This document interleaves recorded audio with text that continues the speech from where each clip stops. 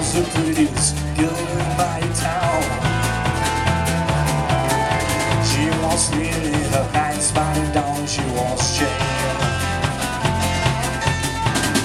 She worked her for money, but lived for love. All life between brothers, no losing their home. By just a beauty,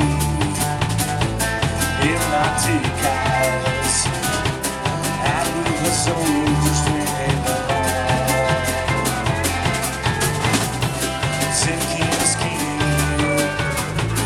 wonderful girl, and with her love just ringing along.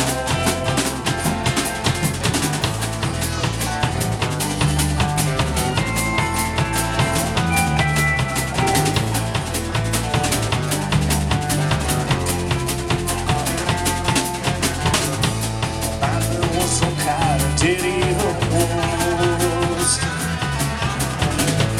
Girl 16 she never had hands.